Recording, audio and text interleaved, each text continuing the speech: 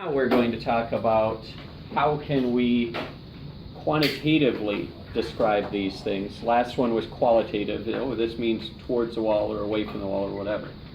Let's take for an example a displacement versus time graph, and let's say we're going to match that. Well, we just talked about from lab 2A, we would have to start very, very close to the wall, but then our displacement, our distance from the wall, is getting bigger and bigger over time, so we must be moving away. We also talked how this would be motion in the positive direction, because as displacement gets bigger, we usually use that positive. What I want to say is something like this. Let's pick 2 points on this line. Let's just this point and this point. I'm going to draw lines over and down. I'm going to do something terribly, terribly mathematical with them. I'm going to say that between those 2 points, this is our actual displacement. We're measuring position or displacement. This is going to be d, our displacement, over that amount of time. And down here, well, this will be the amount of time it took to go from this distance to that distance, so we call that t, maybe delta t. Now, if I want to find the slope, I have to take the rise over the run. The rise here is just how far I moved. That is what I call a displacement. Divided by the run part, which is time. What did I just do? What did I just calculate other than slope? Velocity. That's a velocity. And in fact, the numerical velocity is the slope of a displacement versus time graph.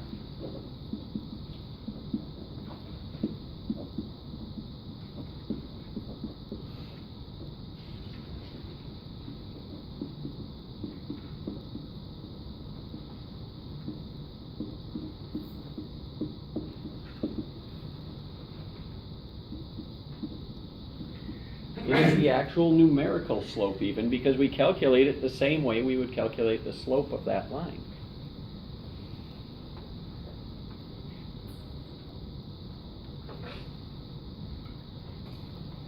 What can you tell me about the slope between these 2 points without worrying about numbers? What can you tell me? Is it a positive or a negative? Positive. It's positive, it's going up. Is it a large slope, small slope, or medium slope? Medium. So that tells me I'm moving in the positive direction at a medium speed. Am I moving at a constant speed, or is my speed changing? I should say velocity. And how could I tell? Changing. How? Because if it was constant, it would be a flat line. Does anyone have some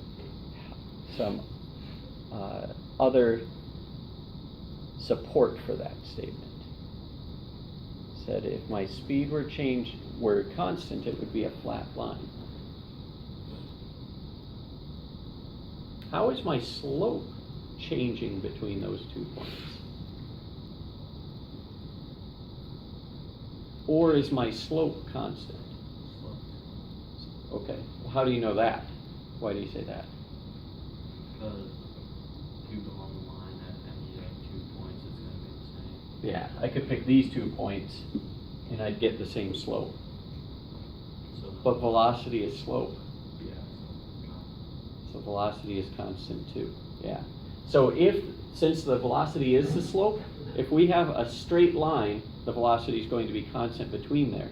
Now we could have a zero velocity. How? Well, what if the slope were zero? What does a zero slope look like? There's a velocity of 0.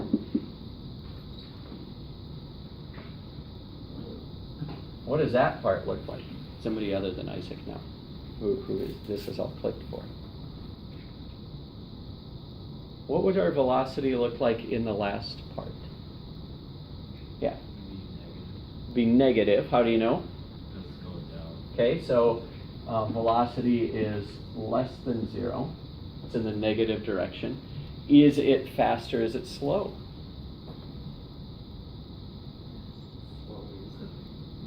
Well, how do you know it's fast? The angle. The angle is big, right? It's a big slope. It'll be a big negative slope. Is the velocity over here constant or is it changing?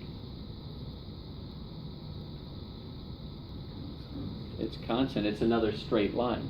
So the things we can say about this is, one, that it's below 0, it's negative. 2, that it's actually quite a ways below 0 because of how steep it is. That tells us the direction and that it's quite fast. And then we can say that it's constant because the line itself is not changing. It's a straight line. Let's take a look at a little more complex, but also probably more interesting in a lot of ways. If we take displacement versus time again, that was good. That's good stuff. What about that?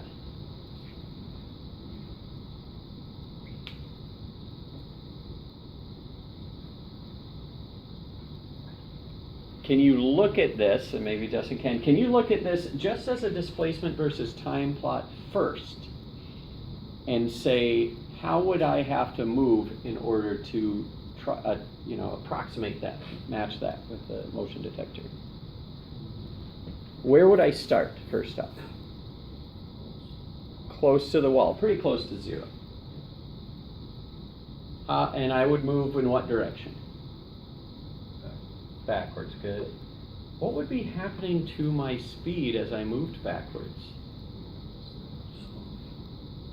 How do you know I'm slowing? Because the Slope slope gets less. gets less. So if we want to know what the slope is at any single point, some of you in the advanced senior math, if you haven't done this yet, I don't think, but you will this semester. What we really want is, if we just pick 2 points, say here to here, we can find at least the average velocity by finding the slope between those 2 points. Now it's curving, so this will be an approximation. The greater distance between our 2 points, the less accurate we'll be to actually matching it. So we might actually want, I don't know if I can take these. Ungroup them. What we actually want is to get these closer and closer together so that the time between them is very small, because if we zoom in farther and farther and farther and farther, we're going to get closer and closer to a straight line between those 2 points. I can approximate that and kind of see what's happening by putting a ruler here and then I'm just going to draw at that angle. Here, I'm approximating the slope at these different points by putting a line down there that matches the slope, probably only touches that curve at one point, which makes it what kind of line? It's a tangent line. So if I could find the tangent at each point, I could know the slope at each point. I believe one of you probably knows how to do that in class, because you probably had that in your super advanced math. Am I right?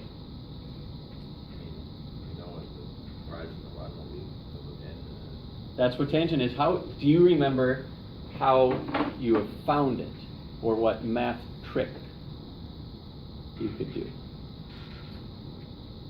It's okay. I put you on the spot there. I suspect you'll remember better after I describe it. There is a math trick. Those of you in calculus will be learning it. If we want to find the slope at any point, we're going to use something called a derivative. Derivative is just the slope as the x gets very, very small. So it's the limit of the slope as it gets very, very small. And there are certain tricks that we can do when we're finding that.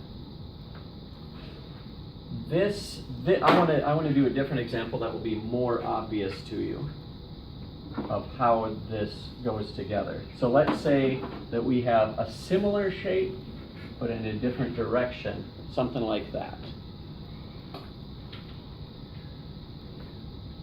Mathematically, if we wanted to describe that shape, write a formula for it, what general shape would that be? And by that I mean, if we have a line, we're going to have something that's like y is approximately or relates to x to the first power. What about that one? Maybe exponential. Maybe parabola. Parabolas are easier for sure. Nature doesn't have a ton of things that are exponents. Most things that we're going to be talking about, motion, that sort of thing, are going to be power functions, which will mean it'll be x to some power rather than e to the x. So if this is x to some power, y would relate to what power if it's a parabola? X to the 2. Here's how this trick works in math, the derivative trick. If we have x raised to the second power, what a derivative does is says to find the slope of this, which will actually still be a function, we would do y prime is usually how we call it. All we have to do is take our power, put it in front, make it a coefficient, write our other variable, and then decrement this, subtract 1 from it. So now our slope here would be proportional to x to the first. What does x to the first look like? It looks like a line. So the slope, and it can still be negative, and there would be a negative out here somewhere. So our slope would actually look something like that. Might be a little shallow, doesn't really matter, but it looks like a line.